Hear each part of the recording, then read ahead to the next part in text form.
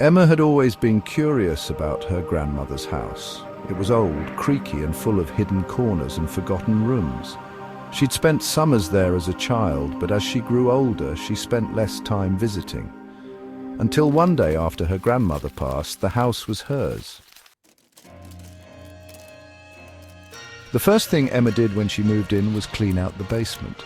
She had vague memories of it as a child, dim, musty, filled with things that her grandmother had collected over the years.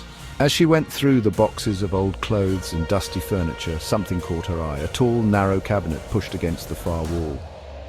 It was ornate, beautifully crafted, but it looked out of place.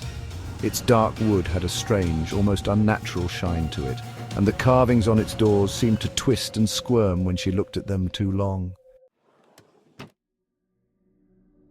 When Emma opened the cabinet, the smell of mold and age hit her. Inside it was empty, save for a single old photograph resting at the bottom. She picked it up, feeling a cold chill run down her spine. The photo was of her grandmother, but there was something odd about it.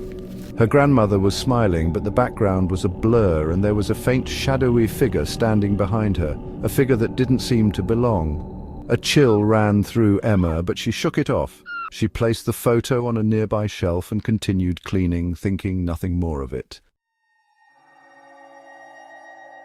That night, as Emma was lying in bed, she heard strange noises from downstairs, scratching, scraping, as if something was moving across the floor.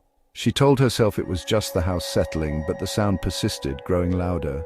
Reluctantly, she got out of bed and made her way down the stairs. The basement door was slightly ajar, and as she approached, she noticed something horrifying. The cabinet door was open. Emma's heart raced. She was certain she had closed it. Her pulse quickened as she slowly descended the stairs. The cabinet was empty, but the air around it felt colder, thicker, as if something were waiting. As she turned to leave, the cabinet door slammed shut behind her with a deafening bang. Startled, she spun around, and for a brief moment she saw something or someone standing just behind the cabinet doors. A figure, pale and twisted, with hollow eyes staring at her from within the wood. Frozen, Emma could barely breathe. The figure's mouth opened, and a voice, her grandmother's voice, whispered, "Let me out." Panicked, Emma bolted upstairs and locked the basement door. She didn't sleep that night, her mind racing with questions. But the next morning the cabinet was closed once again, its polished surface gleaming, as if nothing had happened. Emma tried to leave, but something kept pulling her back. The cabinet, the whispers. She knew she couldn't ignore it. That night she made the decision to open the cabinet one last time to see if she could finally understand what was trapped inside. As she pulled the door open, the room grew colder. The photograph from earlier was now resting on the floor in front of her, but this time, the shadowy figure in the background was clearer. It was her grandmother, but younger, with dark eyes that seemed to glisten with malevolent intent. Then Emma heard the whisper again, closer this time. "Let me out! Please! I want to go home!"